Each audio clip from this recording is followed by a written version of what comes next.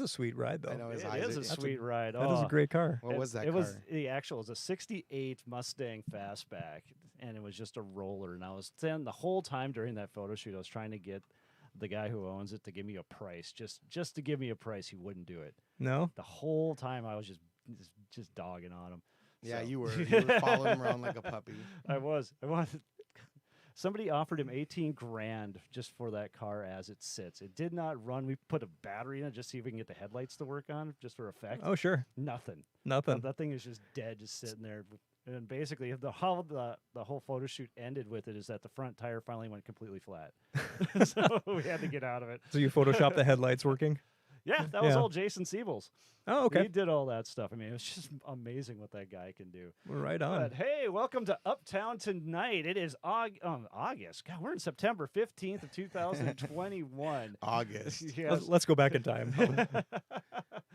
And it's going to be a great show tonight. We have one of the most genuine people I've ever met in my entire life of Dave Johnson here. I don't know if he has any nicknames that you go by. I'm sure there's a few floating I'm around. sure. Yeah. And we have Cito. Happy birthday, Cito. He is now 27 once again. Oh, yes, 27. I like that. I've been working with that. Congratulations, man. You made it. I made it. And I'm your host tonight, Wade Stahlberger, Stallenfacher, whatever, Discount Tom Cruise, whatever the heck you want to freaking call me. I don't really care. So, if all of you out there, if you can really hit the subscribe button, like, share, and do all that fun stuff, and comment. All the comments Shamash. are great. So, and if you want to talk to us in the live chat, please do. Yep, the comment lines are open. I will try to answer them if I can, or even ask you guys what's going on. These Cito's on top of all this stuff. So let's just go over what we did last weekend, Cito. So we had a couple of shows. The first one was at, that was the Sandbar 2 in Detroit Lakes. Now, the fun part about the Sandbar is that the ceilings are ultra low in there, so the sound is extremely live. And the really cool thing was that as soon as you got dancers out front or people in the crowd out front, you could hear it in your in-ears. It's like all of a sudden went from kind of a fuzzy thing and then just kind of, it's like all those big old bags of water jumping around out there just soaked up all the sound. So it was really... way to compliment your fans. We had a good time. It was great. It was really good. And then the next day we were on this thing, which was you can see the van back there. So van life right there. Cito and I were called creepy in that van earlier that day because we were hanging out waiting for everyone else Eating and beef jerky. sitting around the small town eating jerky. We're just sitting there eating beef jerky in the middle of this small town. And what are you guys doing? We're like, we're waiting for the trailer. You guys look creepy. We're like, I put on my cowboy hat and I go, is that better?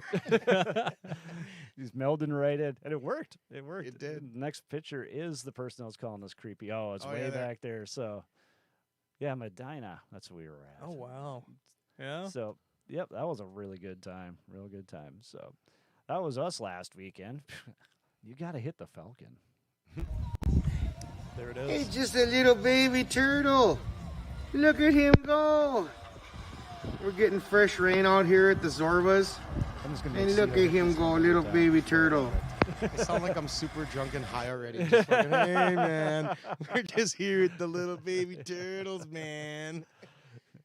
So that was us last weekend. But now we have Mr. Dave Johnson that we really need to talk with because it's been a long time since we actually talked. At least talked, but I was thinking the last time I saw you was at the DrumCon Wrath. You had a show there, and that was my son's last show ever in town before he shipped off into the military, which I didn't even know you were going to be there. And it was just like the old guard. I think he was the youngest one out of everybody, which is, he was underage, and we had to sit in the back the whole time, but, Oh, good times. Yeah. That was I think, my last show in town as well. Really? Yeah. You haven't played since then? I don't think I've played since that show. Oh, my gosh. This is... It was a great show, though. This place needs to open back up again. Yeah. It just does. Sure. Such great music out there.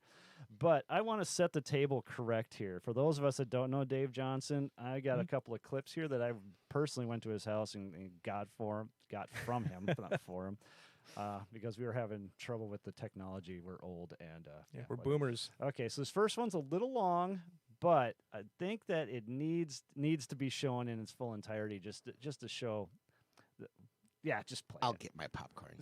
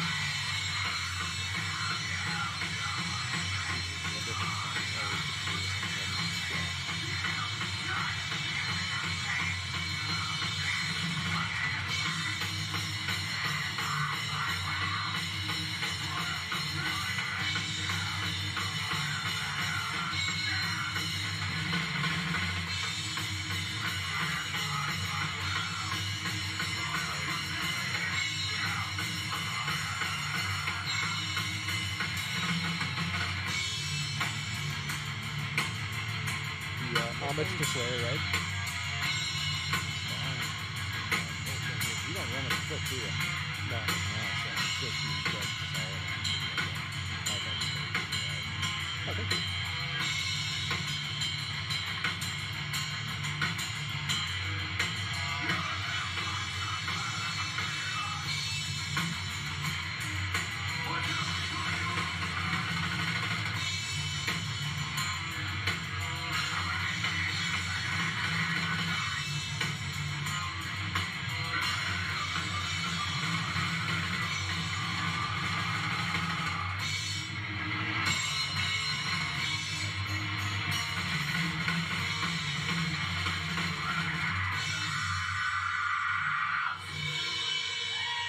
I'll give you humming on the way home, but I have goosebumps right now. So God damn it, Dave.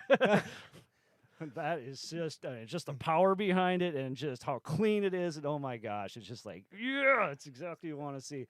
And if you think that was cool, we got one more. This one isn't quite as long. Okay. But yeah, just grab your popcorn.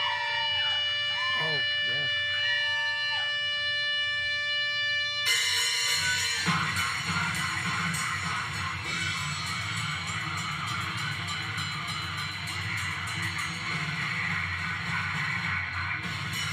So we did a nuclear assault cover.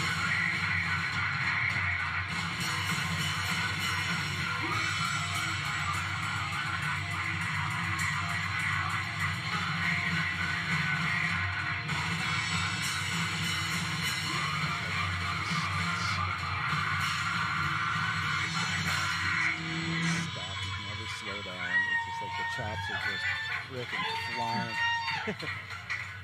And then that's my favorite stretch of all time. I show everybody, and then when he pulled that out and I was watching, I was like, oh, man. Isn't that great? It just, it does everything. Yeah.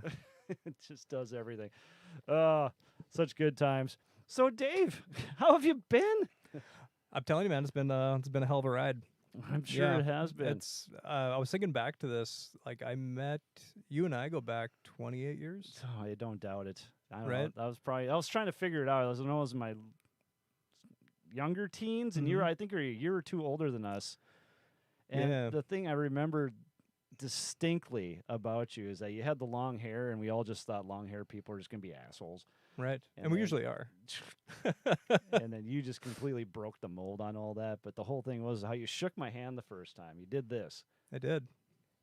Yes. And then you put the hand over the top. I've never forgotten that. I use it all the time. That was love, man. It's just endearing. I think it just pulls people in. I just really like that. So you're like the most genuine person I've ever met, just because you never brag. You're always sitting there just trying to figure out the reasonings why things are going on, all that. And it's just, I don't know. And you're always looking for the good. You're not just like, well, that was stupid. Why the hell is everyone doing that? I don't think I've ever heard you say anything like that. I'm sure I have my moments. Yeah. But no, thank you. That's real cool. No, because I remember, I think the first mention of you for me was from the Kellers, which means nothing to anybody. Well, I shouldn't say that. The Kellers were a pretty big deal here, and now they're a pretty big deal in Austin, Texas. Yeah, great dudes. Yep. And their father, Dean Keller, was just like, you got to check out this guy. And you were playing.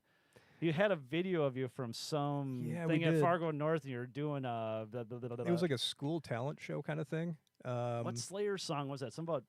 So we did Seasons in the Abyss and Dead Skin Mask. Dead Skin Mask. Mm-hmm. That's the one he was showing me. And I was just like, at why high school. is this old guy showing me Dead Skin Mask? But I mean, I shouldn't say old, but you know. Sure. He was our age at that time. But yeah, that's crazy. No kidding. No kidding. Yeah, that was a really cool time in my life. I remember my introduction to all of that. That did start, my relationship with the Kellers and Dean started with that show it was like I said, talent show at North High, where people like the theater guys would get together and they'd do their skits, and like they'd get like 3 bands that were high school kids, right? Yep. Exactly. So the Kellers came out, and he was mentioning drum and bugle corps.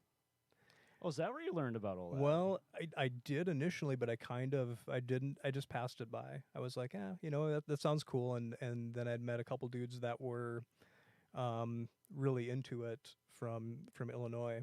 And then I kind of had an interest peaked. Well, one night, skipping around here. One night we were at the Frying Pan. It was my buddy Brad and a friend of mine, Jay. We would always hang out there, and I looked over and I see these two guys, and one dude's like patting on the table, and my friend looks over and he's like, "Hey, is that dude's playing drums?" And I looked over and was like, "Yeah, kind of." So I walked over and I was like, "Hey, man, you play drums?" And he's like, "I do, but probably not what you play." And that was Bill. Oh, is So that Bill? That's how I got the introduction to Bill, and then I was like, "Oh, so that's who Kellers were talking about," and it all came together at that moment, and so yeah, I stopped out at the old Broadway Junction, which is now Dempsey's, and Yes. that's where a lot of things happened. I mean, right? Yeah, a lot of stories we can't tell, and a lot we Sure. can. Well, yeah, probably so. I mean, it was, but cutting a lot of chops there, and just all those things. I start to look at all those things that happened back then, and it's a sum of all those experiences that make you look through that one lens wherever you are right now. Precisely. And it all comes together, and you're like, oh wow, okay, that one step led to something else, that led to something else, that led to something else, and so yeah, I guess whatever you're seeing that was on the video had a lot of roots in that. From doing a couple Slayer tunes at that high school talent show, then getting into drumline and learning how to actually play without hurting yourself. That was pretty much it. That was one of the cool things yesterday too when I stopped by his house. So what he has next to his front door, a practice pad, and I was just like, yeah, that's how it should be. You didn't see the layer of dust on that, did you? Hey, it didn't look like there was dust on it to me. I can go downstairs and practice, so I guess it's that goes to the wayside. Yeah, and then the first discussion we had behind the drum set was paradiddles and paradiddle-diddles, and I was just like, man, dude, I gotta come and just hang out with you like more often. Absolutely. Just gotta do that. Absolutely. Just a nerd out and all that stuff. And we used to do that back in the day. Remember going to your warehouse? Yeah. Because I thought it was so badass that you had a place where you could go to. And I thought it was away badass from too. home. And then we'd sit up there all night long just talking about techniques and heads and whatever. You're the one who taught me about the plies and stuff on the drums and all that. Oh, yeah, sure. So yeah, do you still have that carbon fiber piccolo snare? I still have that. You still have that? Yeah, that was like the brand new toy that you got back then. So that thing's well over 20 years old. Yeah. But it was the coolest thing ever. And people don't know what a piccolo snare drum is. A snare drum that's like 2 to 3 inches depth-wise, so they're really, really skinny. And they don't quite have the punch, but they really have that high end. And this thing just screamed. Sure. What was it, 100 plies or something just that stupid? That one was that was actually a fairly thin carbon ply. Was it? Yeah. I just remember that one just screaming. Yeah, it was great. God, that thing was loud. It sounds cool for sure. Yeah. So yeah, we'll probably drum nerd it out here for a little bit, and we're gonna jump around a little bit here because we got to know where Dave came from in the first place. What made the Dave Johnson? I don't know. I really have no idea before I met him. All I knew is he had a tattoo, and everyone was just like, "Whoa, he has tattoo and long hair." Right. And then he was just like the coolest guy ever. So we're like, okay. Right.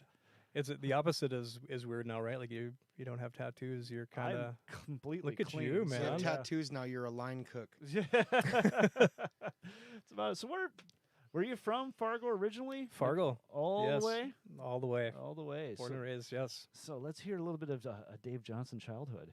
My childhood? Yeah. Oh, geez. I don't know if we can go into that. Yeah. That's under FBI. I think like with a lot of people, it's music started with like Kiss, of course, and then I have. When did you find Kiss? I had two older siblings, and they were into hard rock and heavy metal. Okay, yeah. I might have known this at one point and completely forgot about it. I think by the time you and I started hanging out and doing that, they were both moved out. Yeah, so I remember no one ever being at your place. Yeah, it was just my folks and every now and then my brother. So yeah, but they got me into everything from Ozzy to Scorpions to Def Leppard. And I was a little kid, but like yeah, I think one of my favorites is going to be Ozzy's "Speak of the Devil" and like some of the like Blizzard of Oz. Some of the Randy Rhoads stuff guitar was actually what I wanted to do when I was younger. So yeah, right. That explains a little bit of something I remember. And I play guitar, but yeah, no, drums is kind of where I ended up, and So when it's did been you good. start trying to play guitar? Does your brothers play any instruments? My brother plays guitar, and so I would go in and play his guitar, and when I couldn't go downstairs and play drums, yeah, When you couldn't go down and play drums, so you had a drum set in the house? I did. Your parents and allowed all this? Yeah, bless their hearts, right? Yeah, no That's kidding. how you know you have cool parents when Yeah. they allow you to do that kind of nonsense and tolerate it. And in fact, like some of my friends too, like we would practice at my friend's house in my friend Matt. I don't know if you remember Matt. Did you ever meet Matt? Anyway, Maybe. same thing. Like his folks, it's like I look back and I'm like that's pretty cool to let your kids like do that because wow, it's a headache. I can't imagine like I feel bad for my neighbors when I'm downstairs practicing. It's what it's got to sound like outside, and if they're trying to get peace and quiet, it's It might not be I don't know. happening. Maybe I'm looking at this all wrong, but I definitely appreciate the people that tolerate us musicians on that level. Well, I know I've had the cops called on us a few times for being in the garage, but Yeah. I know down here we've never really had a noise issue. It's like as soon as you get into the driveway and a little bit past that, you can't even hear what's going on. And we've had things cranked in this basement. Sure. So this place has been good. My Fargo place was kind of, yeah, you could hear it outside, but the neighbors didn't care. So it's like, oh, yeah, I just enjoy the concert. Okay, thanks. Yeah, right. Yeah, if you got cool neighbors, that goes a long ways too. I can practice. I haven't had any issues, even though like when Brutalur was practicing in our basement at my house at USAW, we would all cram down there and Oh, practice. okay. Yeah, my neighbors always cool. They never had any gripes. So yeah, man, I'm pretty grateful for all that. Like Wow. it's yeah.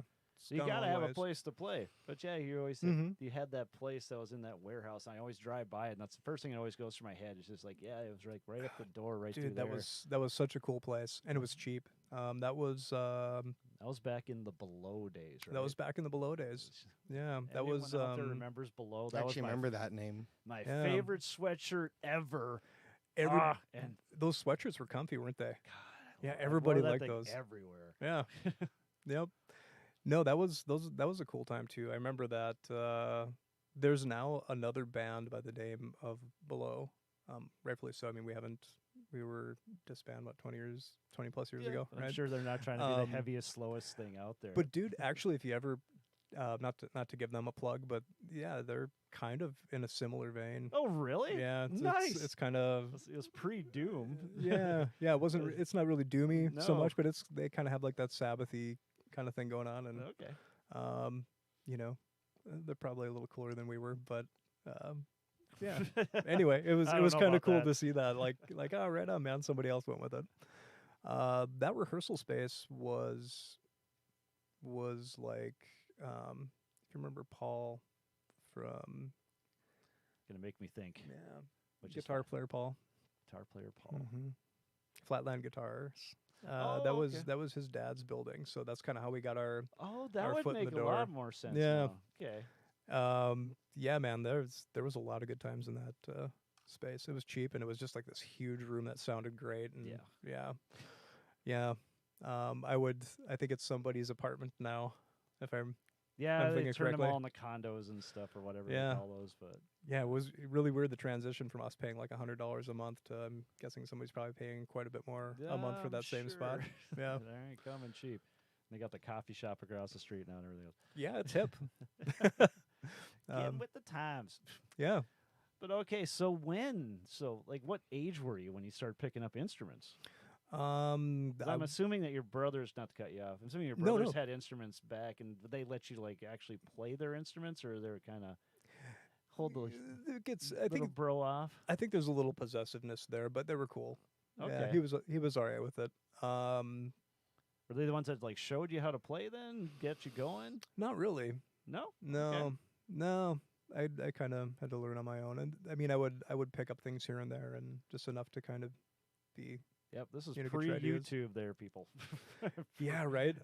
That's I always what, keep trying to figure out how we figured everything out back in those days. this is YouTube's fantastic. We were really good at with the tape, like pushing it and then like getting right to the spot where you wanted to listen to again. Yeah, those critical thinking skills, Yeah. they put to use, right? Oh, Yeah, and making mistakes, and then like having to go back and realize like you've been making a mistake for a long time. Yikes. Yeah. unfortunately. So yeah, no, I started playing about the age of 12, and then I could never really play very much just because it was loud. So then there was a long stretch where I didn't play, and then I started playing again with my friend Matt and John and Brad. So yeah, we started playing and never really did anything. But yeah, we practiced a little bit, and then it was long stretches, and then I'd find something, and then from there I got connected with let's see, it would have been the band Submarine. We did like 3 shows. Their guitar player Jared and Ryan, who's no longer with us. They kind of wanted to keep things going, so they contacted me, and I was like, yeah, this would be cool. So we put together a few shows, and it was, like I said, it was like 3 or 4 shows, and then they were like, yeah, we don't want to do it anymore. When But was then this? That would have been Trying to keep the timeline. Yeah. Yeah, that's not a good thing to ask me. I don't even know what day it is half the time. But anyway, yeah, that would have been 90s, early 90s. Early 90s? Okay, I so think. during the drum corps thing, or after, before? It would have been. I think it would have been after or during. Okay. Yeah, I think it was slightly after, if I remember correctly. Okay, so Yep. after you were in the core thing and then you're out. So then before that, that's when you were doing the Dead Skin Mass stuff. Correct. So you took a few years off. So what got you into drumming in the first place? I'm gonna say Kiss, man. Kiss? It was yeah, it was Fair it enough. was, like it was just like that was the cool thing, And it's I will say the Kiss that I remember back then is still the cool thing to me. There's something really, they just did something right that was really appealing, and yeah. No, that's fine. So how'd you get your first kit then? Did your parents just go out and get you one? Did you say, Mom, I want a Yeah. drum set? Ooh. And they went, oh, okay, what There was a color? lot of arm twisting I on bet. that one, but eventually it ended up having they stuck the down payment, and then I had to pay it off. Okay. Yeah. So how'd you sell it?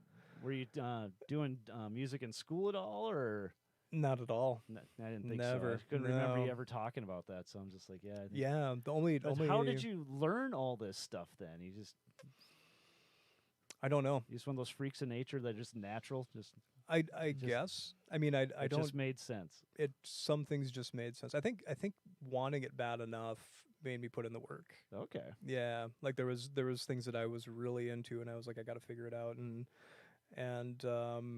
yeah, I think that was the driver. But then, like drum corps opened up a lot of doors, especially being forced to like read music. And then obviously for a lot of people, like this is pre-internet, right? Yep. So if you could read some music, you could pick up some books and figure like books became the internet at that time, that's right? Basically how it was. So between developing an ear and books was kind of like, yeah, I know what it feels like to be a nerd and going into a bookstore and just going, or like I see the computers around here, right? Like when you look at computers, like, oh, this is great, and that's how I felt about books and drum music. Yeah. So what was the books that you picked up? Which ones were blowing your hair back at that time? Future Sounds by David Garibaldi. Oh my gosh. That Yeah. is awesome. Yeah. I'm still not through that book, but it's I don't think I'm through the first page.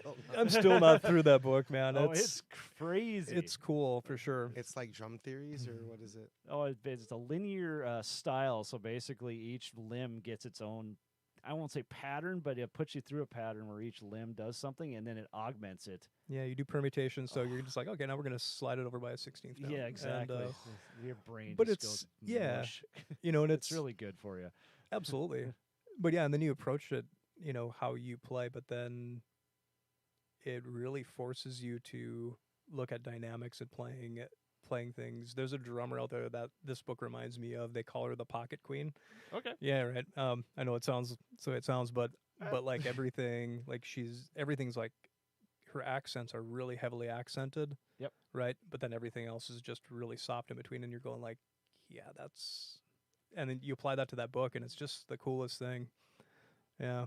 Oh, it's beauty. Yeah. It- But this is kind of, I know we talked about like social media presence, and that's not something I do a lot, and this is part of why I usually get into a conversation, and there's a level of depth that you have in a conversation that you don't have online, Oh, and that's just not, precisely. you know what I mean. So I thought about it for years, and I'm like, I'm not trying to be stuck up or weird or that way. It's just there's that surface level just I just think you're smarter than everybody it else. over. That's the whole thing. To me, I use it a lot for advertising the band and Mm. Yeah, whatever if I didn't have the projects I'm on. band, I don't think I'd ever be on Facebook. I No. don't even think Yeah. I'd be on social media. Yeah, it's weird. I That's know. just the honest approach on there. But Sure, but Well, that's these- my why. I mean, I know there's a lot of people out there that I would love to reconnect with and say hi to and whatever. But that's the reason why I don't really. yeah, because do yesterday that we were thing. asking about Nathan Peeler, and he had another post up today, and this is the only reason why I know what's going on with him is he Mhm. keeps posting things. What he's doing He is sure like- does. And apparently he moved to a new city. I don't know which one. So Okay. Nate, He's if you not in ever see Fargo? this, can you? I think he moved out of Fargo. Oh, jeez. That's what it looked That's like. the rumor. Yeah. Yeah, and I've- he's I've- got I've a heard new that through the job. grapevine. He's turning 41 next year. I'm like 41. He was the baby of the Yeah. group every time he was around. So I Yeah, was we like, still oh my talk about gosh, that. We are old. We are old. When he That's okay. joined Below, he was like 15 years old, Yeah. 16 years old. You see the old photos that he posts up of that, and you guys, and Yeah, it Do we was have fun. any Just look pictures of that? no, Okay. I was always Yeah, on that's Nate's stuff. okay. I couldn't find anything on Below online other than I couldn't find anything. There was zero presence. At least my Yeah. little look. Maybe Sure. I probably could have dug a little harder, but Okay. now we got a bunch of photos of Dave from a couple of them from back in the day, which Yeah. the days I really remember Dave. Oh no. you Yeah, those were awesome. Should we look at those now? want to Alright. look at them now? You got my like Let's baby. do this. You got my baby picture up there. Yeah, we need like a little intro that goes memory That would be lanes. that would be freaky. Thanks for the memories. Yeah. Well, you can always do girl from Ipanema, right? There you go. There I am. Yep, that's the post or the picture I used for the post. So Sure. right there. Yeah, that there was- was no real good singles of him. No, that's Least all right. not He's not the- on social media, so it's hard to No. find him. It's 'Cause like I love the- Sasquatch. I love the beard he's got now. I'm never used to that. Don't take this the wrong way. It looks like what my old man's got going. Oh, sure. So that was the first thing that came to my mind. It's like, whoa. It's like between Dean and my old man. Mr. Yeah, Keller. there's some birds in there somewhere. I gotta flush out, right? Oh, there you go. Yeah, that was. I think that was our CD release party. That one guy's unhappy on the left, though. He's like, they ran out of CDs. Where's mine? Yeah, right. So that was up in the aquarium, right? Yeah, Yep. yeah, and it's so weird. Like we were talking before, I still see that place the same way, from the memories that we have. Like I still see like a full ensemble up there, right? Like horns and drumline. Oh, Yeah. yeah. I don't know. Every time I'm walking up those back stairs, it's the only thing I can remember. is Yeah. Just lugging things up and down there and just going up and seeing where the. Yeah, that part sucked too. Yep. Looked like a good show. 'cause That was a fun time, man. That was that was a really good time. They moshing in there, or they don't mosh them, or they do the arm punch thing now. the slam dancing. I don't know what they do, but Uh, it's scary. Maybe I'm Right. dating myself already. Dun dun dun. And this is definitely from back in the day because those are Yeah. definitely 90s looking attire. I thought Yeah. that was me over there. And but you that's see not the me. guy with the camel T-shirt. I don't even think they could sell those anymore. Right. So that is some And the old vintage light gear right there. cans. Yeah. Those Oh, were yeah. hot. Is this at Rick's? I think that was the bowler. Bowler. Okay. Yep. Yeah, 'Cause you can barely see you through the crowd there. So I was just Yeah. like, I talked about the lights one time on S.O.P. That's an S.O.P. show, or is that a different one? No, I think that was SOP. Okay, Yeah. and Yep. then we opened up for you guys a couple times back in the late 90s. And I remember one time we were playing, and I told everyone, I was like, we never dealt with that many lights before because you guys had them everywhere, and they were double stacked, and they were Sure. really low. And I said, I felt like my head was, I had hairspray in, and I felt like my head was going to start on fire. Like it was so hot. And Right. that's Going the all first Michael experience Jackson. I had of those lights like that. And they Oh, are man. hot. They are totally. I'm so grateful for LEDs. Yeah. Yeah, it's as a drummer. I mean, especially LEDs and that you can't smoke in bars anymore. That was like the coolest thing. There were so many bars in town that, and for selfish reasons, I guess, like it's being a drummer in a metal band. It's like you're on an exercise bike. Oh God. You know what I mean? Yeah. So nothing against the fellow smokers. It was just, yeah, you just felt horrible and hungover even if you didn't drink. And yeah, so the LEDs are a Yep. cool thing. Yep. See And where I go with these pictures? You don't break breakers with them either. So Right. That would have been Brutalur at Rick's opening for Sex Knuckle. Sex Knuckle. Yeah. You gotta love the name. Yeah, it's a good right. name. I wonder what they're talking about. Now those are LEDs. Those are LEDs. Yeah. It's funny, like we're more enamored by the lights and and all those things as opposed to like the photos. And Well, I was also going to say that the drum set looks really stretched out. Like it looks really like the cymbals are way over there. Because that was the thing. He was like, "Why don't you play on his kit yesterday?" And he had it in the basement, and it was so just. yeah. For me, it's so pulled apart. It was Yeah, just felt really weird. Yeah. But you know, that's your how thing. we do it. But yeah, Yep. it's just how clean he keeps everything up. And I don't know.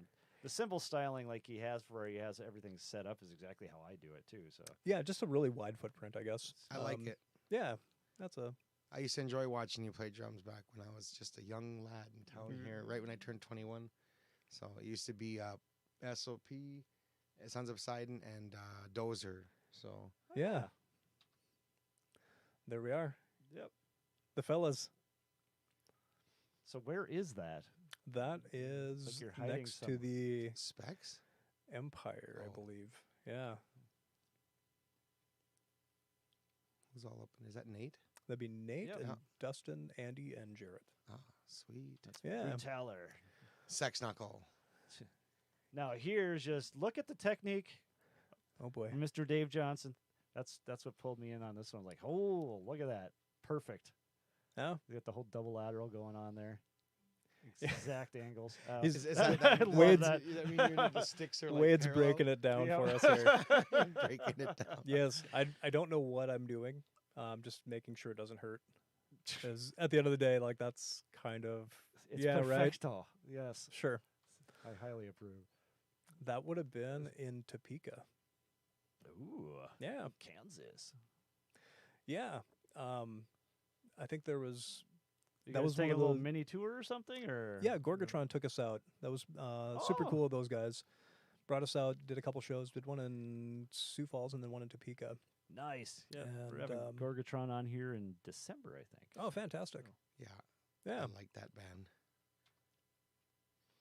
Yeah, that would have been an SOP show. There's Dave. There I am. With Yeah. the roll kit. Yeah, that's that was my live kit. Okay. So you got the two Chinas out front on this one. yeah. Okay. That was a little more for doing SOP stuff versus Brutalur and some of the other. Like when I was doing things with Methuselah, I would change up the kit slightly, and just little things made it easier, but nothing crazy. It was more like I kind of want to do this today because I think it would be cool, and the two Chinas was kind of there was some visual things to it, but Oh yeah. also just more volume for that was the idea of kind of that SOP thing, right? Everything louder than everything else. You Louder play, than- you play barefoot? I do play barefoot. Okay. Yeah. Yeah, he's the one who talked me into getting with the wrestling shoes way back in the day, just because it was the same idea, except you had traction. Yeah. I tried it for a while. Yeah, I noticed yesterday he was playing barefoot, so I was just like, oh yeah, Yeah. Dave's still doing that. Yeah. Everybody's different. And it's weird, and I did play shoes for a while, and I got used to that. But I used But, to keep the combat boots on, frickin' do that. yeah, you like Gene Hoglan, right? Yeah, With the Doc Martens and Oh, yeah. I don't know. That's how smart crazy. That was. Doc Martin. Yeah. Big heavy shoes. Right. Oh, sweet. Yeah. That's I a like cool that kit. picture though. It's a good picture though. Yeah. We'll go See, back now to it right again. there- It's oh. nice looking. I mean, I was just saying, Oh yeah. but you're right though. The double chinas is really cool looking, like how they give a visual. So Oh yes. Sure. And they sound great. Now here, the look of Dave Johnson. He does that about 80,000 times a night. So that was just I had to point that out. Sure. It's that look. It's always him. That's Yeah. a big He's going for it. Right. look It's at awesome. the big full stack too up there. Yeah. Of course. Oh, whose lights was that? I believe that was Hat's production. Oh wow, that's a lot. Yeah. I'm still. Yeah, you're right. I'm keep looking at the lights. I look at, but go back and you see the paneling. Oh, yeah. On Rick's, right? They still have Yep. the paneling Yep. up there. Pure That's 70s. heavy metal, man. It is. Yeah. They did give us new carpet though over the years. Nice. Which is, yeah. I haven't been out there for a while. Look at that guy. This is how I remember Dave. Clean shaven. Yep. See, that's how I With the remember long you hair. like that. And then that tattoo. And that tattoo was your first band or something Yeah, like man. We can skip forward, really. that. Yeah. There we go. Awesome. Yeah. There's the old. There back, I am. Back in the glory days. I shouldn't say that. The glory days are still going. Okay, so notice those two light cans are facing up. Yeah. Yeah.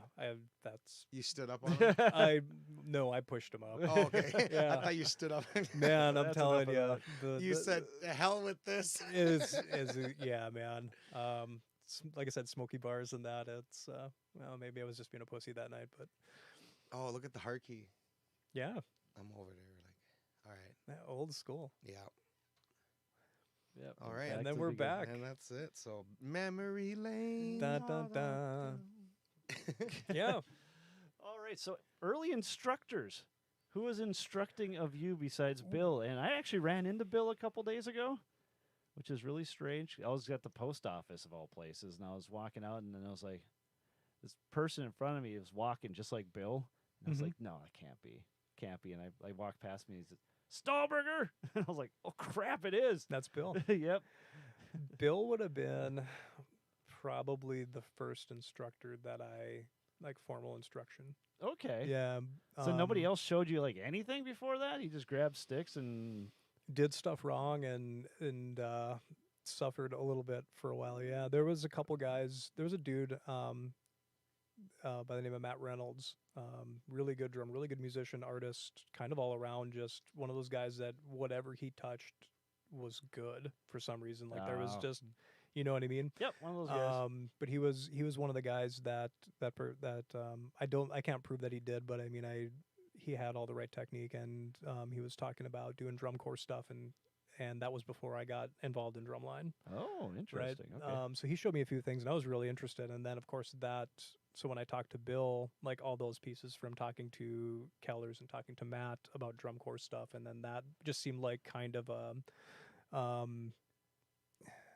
just that opportunity was like, yeah, maybe something's kind of guiding me that way, and so I jumped in it, and Well, I'm glad yeah, you did. I am too, man. Those are some great years no, for sure. Just wondering if I ever would have actually formally met you if that didn't happen. So it's hard You to know, say. it's kind of like, you know, you throw that rock into a lake. How deep is it going to go? True You know, enough. I mean, it's gonna hit the bottom, but like how far? You know that same thing with your relationships. Like, how deep are those things going to go if you don't get out there and kind of, you know, form those? Exactly. Yeah, and here we are today. So that's Talking on the internet. yeah, weird, right? Oh, I love it. I love it. Okay, so no real formal education. You start figuring out how to read, and you start going through all the books and all that other fun stuff. So I know it was like yesterday when we were talking downstairs just for that wee bit, and you were going off on permutations on paradiddles and paradiddles. Yeah. Is that just you grinding stuff out in your head and just trying to figure out new ways to make things happen? Because that was Kind of. that was kind of the interesting thing too. Is that when I was doing that, blowing the name of the band right now. Okay, Irish Whiskey, doing the country stuff, and then you asked me about the Purdy Shuffle, and I was just like, Oh yeah. what? How Yeah. would you even fall into that? That's the whole thing that went through my mind. Bernard Purdy? Well, that was So, yeah. Obviously, you're looking at different styles and all that other fun stuff. Yeah. Bernard Purdy, like I think as far as like drumming and music in general, if it's good, it doesn't matter to me. It doesn't matter. I mean, I don't identify so strongly with those things like I did when I was younger. Like when you're younger, you identify with those things, and it's Yep. like if it's not that, it's. But I mean, for me, it's like if it's good, you find something and you're like, oh, okay. I remember Gene Hoglan talking about it a few times. Okay. Bernard Purdy, and I was like, I knew who he was, and that he was a legend, right? But I never really dug into it, and then I watched some of his stuff, and I was like, oh, that's why. The like, beauty of YouTube once again. Yeah, it was Bernard Purdy breaking it down, and then you see like all these other people kind of doing their version of it, and so yeah, that's kind of where I've gotten into Bernard Purdy, and besides, he's like, if I could be that happy while playing drums all the time, that would be fantastic. Like he's like the happiest guy ever. So You gotta enjoy what you're doing. How's the crowd gonna know? Wait, what was that drummer's name from the Zappa that you got me into? Terry Bozzio? Terry Bozzio. I never listened to Zappa my whole life, and we're driving home from a show, and Wade throws in Zappa, and the whole time I just kept listening to the drummer, like, this is really good stuff. Like, so yeah, and then- Terry's cool. Yeah, he doesn't suck. Did you see him when he was at NDSU? Do I have to give the story why I wasn't there? oh, Not really. yeah. You can just say no. I think you just said no. Mm. Yeah. I had the tickets. I had me and the boy. We were heading that direction. Yeah. Mm-hmm. Who's like the most inspirational person you've ever met? Me? Yeah. Besides Like, you? Besides me. Besides you you? got to take me out of the picture now. No. Okay. I'm gonna pull Dave. You've been a huge inspiration on me. I'll tell you that I was right being now. sarcastic there. By the I'm way. not. I know I've it's never been. I know I'm pretty dry, so it's hard to tell. But like really, like it's usually sarcasm, and it's pretty deadpan. I'll have to say, make me think about this. Dun, There's dun, a guy- dun. The guy down in North Texas, and we'd sit around in his apartment and learn. He was a huge drum corps guy, and I was just still. I was at North Texas. That's about it. And his name was John Grant. Okay. And this guy was insane. He was down there with a guy named Brian, and Brian's biggest thing was, I'm going to kick you in the teeth. That was all he basically said. And they're from Oregon or something like that. And his whole thing was that he wanted to make the Blue Devils that year because he knew the Blue Devils was going to get the ring. He just wanted to get the ring and then get out. And he was so good. And we go to his apartment, and literally all he had in his apartment was 2 sleeping bags, a Discman, and the little speakers that you could buy that you could plug into the Discman. Those are great. I thought that was really cool. That and 2 practice pads. That was it. Wow, in he his was- entire apartment. Everything he wasn't else was playing. bare. That's all he did was just pad, and then I don't even think he was enrolled, to tell you the truth. I think he just walked in, just started playing on the drum line, and everyone just kind of accepted he was there because he was really, really good. And he was sitting there, he was showing me different techniques and all that. That was like the 3rd time I had to readjust my my traditional technique because I still wasn't doing it right.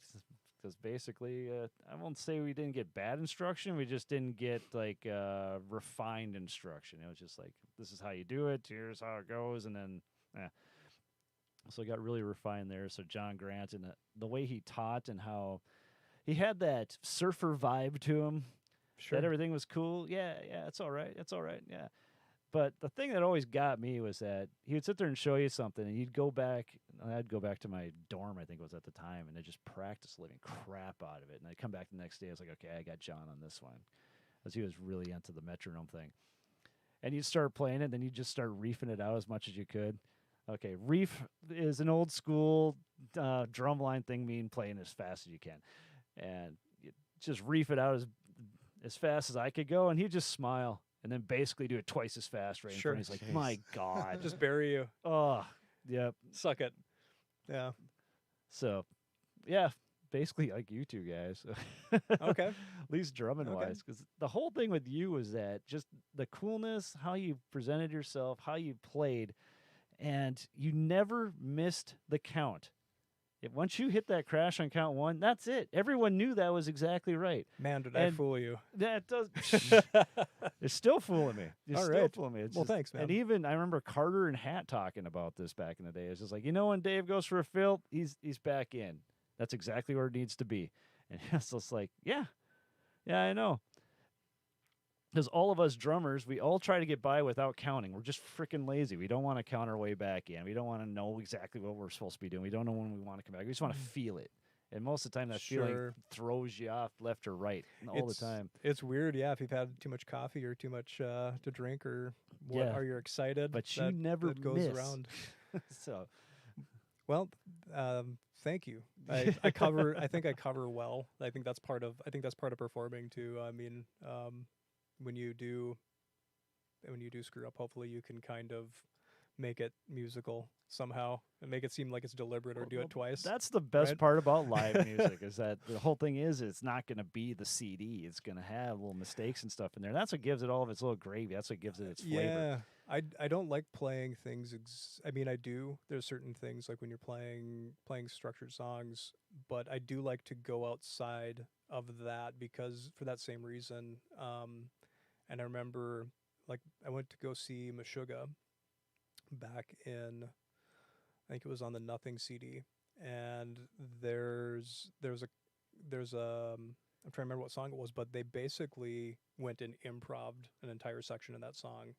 Oh, serious? And it was like, I mean, it was just like, it was cool because I was expecting it, everything was like so structured and sounded like the CD, and then all of a sudden they did this thing, and it was like, that was so badass. Or just like to prove that they weren't playing the CD and mimicking it. Or like, and these are total geek things that are just like, things that I geek out on, and most people would be like, yeah, that's really lame, dude. But it's, I remember seeing Between the Buried and Me when they were in Fargo, and they're again, another section of the song, all of a sudden he's like, I'm gonna swing it. I'm gonna play it like a shuffle. And me and probably like two other people were like, "Oh, that's badass," and everyone else is like, "Yeah, they were good. They were good. It was a good show." Just things that pass over other people. But yeah, probably. I really appreciate it, and that's. I'm gonna play it like a shovel. Yeah, it was just that it made me happy. Bill Burr is right. Oh, I love Bill Burr. Yeah, he's a huge Meshuggah fan. Yeah, right. He talks about him all the time. Just like, how the hell does he do that? that and. Yeah. I can't remember. He always keeps talking about what song was he trying to learn by Led Zeppelin, Black Dog or something like that. He still can't quite get the foot technique down. I'm talking about that whole foot thing where he's like going to take his pit bull out, and he's talking about stuffing his wife in the yoga mat behind the couch. I think it was something along those lines. Yeah, Bill's great, man. His comedy has got me through a lot of rough stuff, you might say. So definitely appreciate that. And then Norm Macdonald died yesterday. Yeah. Wow. Now there's a whole bunch of that stuff popping up on everything. So yeah, I saw that. Louis Bellson. Did you get to see Louis Bellson when he was here? I have his autograph. I didn't get to see him, but the Kellers again. Good old Corey. I think Corey was when I got his autograph for me, and my name's on it too. So that's right upstairs. I should actually hang it up down here someplace. No, absolutely. Louis Bellson was. Yeah, because I got that same autograph from the Kellers. I think when they went someplace. I think it was like that was Morris in Minnesota. University of Morris. Yeah. Morris. Why do I remember that? That's like from the early '90s. Yeah, I can't remember last week, but yeah, he did. He also did like a big thing at NDSU where it was I think a day in percussion when they would. I don't know if they still do that or not, but. Concordia does. MSUM's going to have their percussion day, so I can give a plug for that. Okay. For good old Dr. Williams out there. So, they have percussion day is on the 5th or 6th, whatever that Saturday is in October. Okay. So it's a couple weeks from now. Fair enough. I don't know who's going to be there or what's going to be there. I had an old student of mine actually ask about it, and if he's going to be there. He wanted to know if I want to come and hang out. I was like, yeah, sure, if I don't have any shows or anything. So sure. Yeah. So that was back to Belson. That was like the coolest thing ever because the guy could barely hear, right? I mean, he was pretty, and he's like slowly walking up to the kit, and there were a bunch of younger people there. They were kind of like, yeah, just had a little something going on. Yeah, here's Grandpa. Look at him go. And as soon as he sat down, he was 18 again. You know what I mean? The guy was amazing. But seriously, like the nicest guy I've professionally, probably the nicest guy I've ever met. And you could tell it was a genuine thing with Louis. You know I've what I heard mean? that many times. But yeah, he was that was really cool to see. Like, okay, yeah, man, this, you know, compared to someone like, I can only anticipate like what Buddy Rich would be like in person, but you know, comparatively, like they're opposite ends of the spectrum, right? Yeah, Louis was just so laid back and nice. So, but yeah, his playing was fantastic. I remember the painful part of meeting Louis was because he was doing like his meet and greet and like super nice, you know, had all of his merch and stuff. Yep. And Louis remarried. Oh, really? And he married a girl that was quite a bit younger. And I just remember seeing Louis walk out. He's got all these bags of all this merch, and his wife's, "Come on, Louis!" And I was like, "Oh, Oh, this guy's a one of them. She's this a guy's motivator. legend." And it was like, oh, poor guy. So that was a image. I probably shouldn't have repeated that, but that's a hard image to get out of my head. Yeah. So it's just don't be a nice guy. is the message. Don't be a simp. Yeah. Boom. All right. Well, we better get to some what's going on out there this weekend. So, Cito, what do we got going on?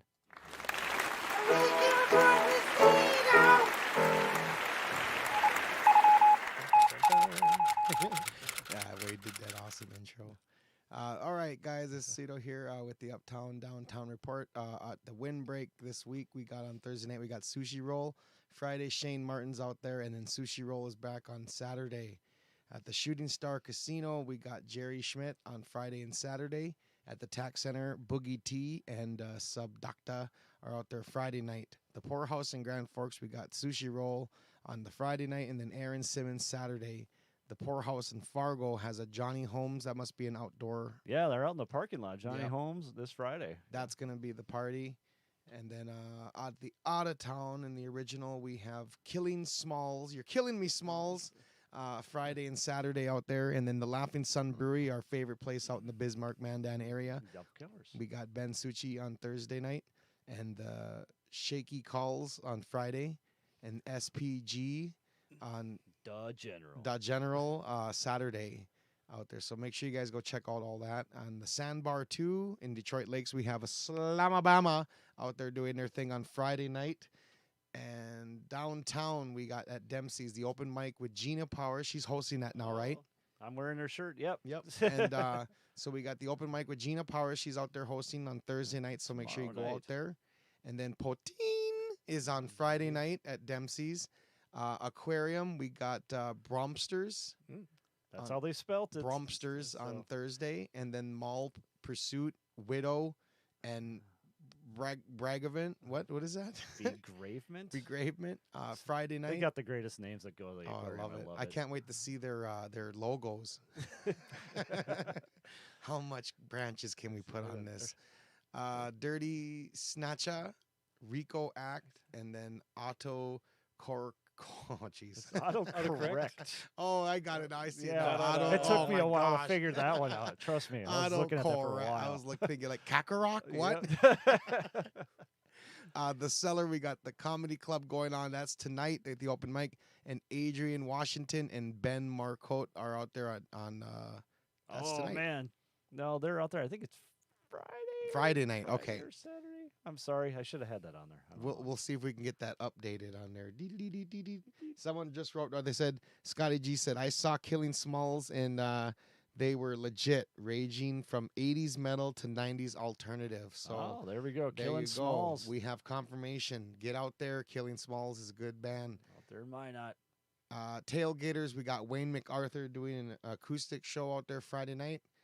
And then we got the VFW. Stella is out there on Friday, Saturday. The Drecker Brewing Company has Eagles of Death Metal. I didn't write down the date on that one either. So Eagles of Death Metal. That's the part that kept throwing me. I'm just like, the Eagles to death metal? Or no, that's exactly I what thought it there'd be a said. like the Eagles of Death Metal, but no, it's Eagles of Death Metal. Fargo Brewing Company at the Hall. We got Rust and Beats. It's a hip hop tribute, and we got Deep Sea Diver and Disappear Forever. That's pretty cool. And then JC Chumley's Slamabama will be out there Saturday night. And then the Delton Urban 42, Kathy Brecky and the 42nd Street Jazz Band are out there on Thursday. Yes. So, and then we got the Downtown Acoustic Corner on Thursday happening on. We got King Sage at the 701 on the roof. And then Loria Lane is out JC Chumley's. Friday on the 11th, we got Doug Thompson. Wait, is that old? The 11:30 passed. Typo? Oh, yep. Sorry. Typo. That's 17. Yes. Us here at Duct Tape Productions, we're always on top of shit. I was pushing myself too fast. And then our good friend Sean Meitzel is out there at the Silver Dollar Flying Pig Bar in West Fargo. There we go. Make sure you go out there and check out Sean. The Flying Pig. Yeah. And that's it for the weekend downtown report. Thank you for having me, and I am out. And there goes Bam. Cito. So, Yes. we always did something dumb back in the day, and we had parties here with basically by the end of the night, we'd be throwing crap off the roof of the garage. So, we do have a little segment here with a little bit of juvenile destruction. You in? Okay. What am I breaking? Okay, you're not breaking anything, but Just- just I sit just back. get to watch. Yep. All right. So here we go with our off the roof.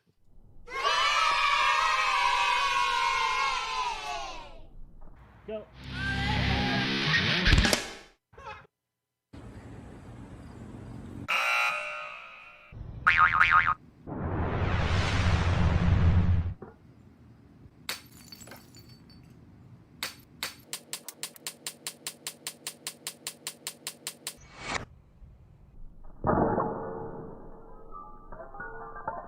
I have to try to figure out what that thing is. Starbucks. It's a lot of names.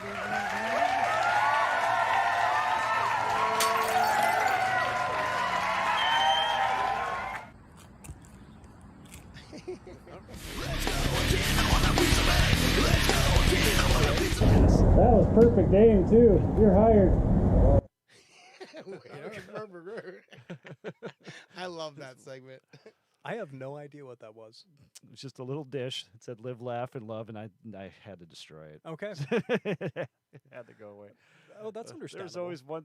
There was like certain things I'll pick up. Like, well, this summer, every garage sale we go to, every time I find this certain item, I'm just gonna buy it just to say I did it. And it used to be fidget spinners, just because. Sure. So I used to have a whole drawer of fidget spinners for no reason whatsoever. Then we were like, well, we're gonna pick up everything that says "Live, Laugh, Love" on it. And then you go to these garage sales, and for some reason, everyone still thinks that they're worth $20 a piece. Like, nope, No. we just never did it. But that time, yeah, we found that one. Got it for like a Wade, you quarter. need to throw an Apple computer off the garage. Apple computer. Are you what? I just wanted to get a reaction. Light the place on fire. No. This is like an episode of Hoarders. Not the apples. No, Yeah. no. So, Dave, what else you been up to lately? Man, I'm just a worker. Just working? I'm just working. No projects in the mids? Brutalur's taking some time off, or what's no. going down? Brutalur's done. I am projectless at the moment. Ooh, yeah. so there we go. No, it's We have a bachelor here. single male. Yes. 46. looking for love, right? No, I guess just kind of, I don't know, man. I have a bunch of ideas that I've been going back since I started playing, like ideas that I've never put together and done anything with. So those are kind of materializing into something. Whether it's going to happen or not, it will eventually, but I'm in really no hurry. I see. Yeah. So just Yeah. kinda taking it day by day, just Kind of day by day. I mean, I think it's still kind of putting pieces back together. I mean, I think most people that know me know I had kind of a rough stint a couple years back, and just kind of putting pieces together from that. But that's understandable. yeah. So I mean, it's and I won't push you into that. no, that's totally fine. I mean, that's just part of life. But It you is. know, so yeah, I'm still playing. I still will play. It's just a matter of, it's timing. Like it's when it feels right, it'll happen. But yeah, just kind of finding the right fit, I think is the biggest conundrum. Like I think I mean I've had the privilege of playing with some really great people over the years, and having Brutalur was a great experience. S.O.P was a great experience. You learn so much, and you get you get those experiences and you can't really necessarily. I mean, you can try to relive them. I know people talk about doing like reunion shows and that kind of stuff, and it's like, I think we ended on some great notes, and that's it's time for some new chapters. It's just a matter of, it when you see it, I guess. Gotcha. Yeah. So, But there again, people, he's available. So right, get him out, get him doing stuff. Yeah. Well, thanks for the push. But I will push that. I did not know. I thought you were still working with a bunch of people. So no, not so much. I've been an employee, I guess, but I do play employee. Yeah, I practice at home and I write at home and I do that thing, but it's really not. It's not a lot actually. It's just kind of. I think you and I talked a little bit about like just kind of reinventing yourself, and that's yes. You lay that new foundation of who you are, and you look back at all the things you do, and as great as they were, you just realize like I'm not necessarily there anymore. You know what I mean? Exactly. So it's kind of like just figuring that out. And I do have a couple friends that I like to hang out with that are that are kind of like my closest hangs, and we get into depth. Like we talk about playing music, but normally we just actually kind of plant seeds of that friendship, if that makes sense. It does. So yeah, it's that's part of music too. It's huge. But before we cut off here, we need at least one SOP story out of you. One SOP story, yes. SOP story. Oh boy. I don't know where to These go. These are always fun. Well, I think one of my favorites that we played a Halloween show at the Bowler, and they were kind of, I don't know, you could say they weren't excited about it, but they gave us a list of all the things that they didn't want the band to do. And so it was like, they wanted to dictate the volume. They didn't want pyro, back when bands did pyro, right? Oh, that's right. You guys had pyro. They didn't. There was a lot of things that were definitely SOP that they didn't. Some people had issues with, right? So it wasn't take more than 20 minutes on your set breaks. So what ended up happening is just basically checked off that list and did each one of them on stage, and that was kind of the attitude of saying no, you don't get to dictate that. And, so that was it was kind of like it was kind of an entertaining way to throw the middle fingers up at him and say, but take that, Stogie, and shove it. And I think it was probably that show that you had a picture of. Actually, it might have been a oh, Halloween. really? Yeah, it was it was a Halloween show. But there's a lot of stories, a lot of SOP stories, obviously, and if anybody ever went to the website, they would have seen it at the time. And oh yeah, I think that website's gone. So I was trying to find it. I think it's gone too. Yeah. But no, I mean that was a fun band. I mean there was a lot of really, really good times in that band, and learning so much about live performance and just grinding, Exactly. But I mean the road experiences were fantastic. And it's a lot of times people saw like this, they see this metal band, they see this crazy thing, and it's like the majority of the time we're going back to the room and playing Yahtzee. You know what I mean? It was like how come I believe that? You see that scene. I think it was like a Wayne's World scene, right, where they go back and they meet Alice Cooper and they're all just chilling. It reminds me a lot of that. There was a lot more of those moments, and like there was a really good separation of what's entertainment and what's like this is who you are, and of course like you part of that entertainment is who you are, but you can turn that switch to where some people it's not a switch. Like it was pretty cut and dry. Like this is metal, this is entertainment. It's we're having fun, and but you want to have a real conversation. You could have a real conversation with any one of us. I thought Yeah. So usually pretty approachable. No, yeah, Sean Bowe is going to be on here too in a couple of months or something. Great. Yeah, I got him booked someplace. You you can get some stories out of him. I can't tell a lot of SOP stories because I really was, I mean, No, I just like hearing this them. is who I am. I mean, you know, I don't, yeah, I'll leave that to the, the magician to expose his tricks, if you will. So, Well, there we go. yeah. All right. Anything else for the good of the order? No, I'm cool, man. Cool. Thanks for having me on. Oh, of course. Yeah, of this course. is really weird. I haven't talked to people in a long time. I work nights, so Yeah, he's just the being- recluse. Yeah, He needs projects. People, come find this guy. Come find this guy.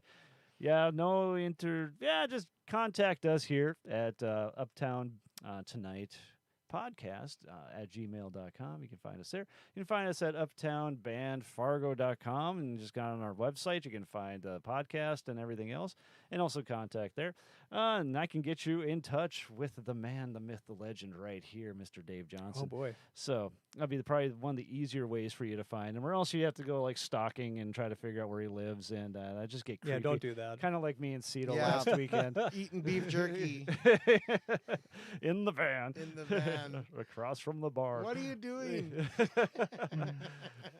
So there again, smash that like button and all that other happy fun stuff. So remember, if your drummer has more charisma than your front man, your band may be in trouble. That's why my band's doing just fine. So until next time.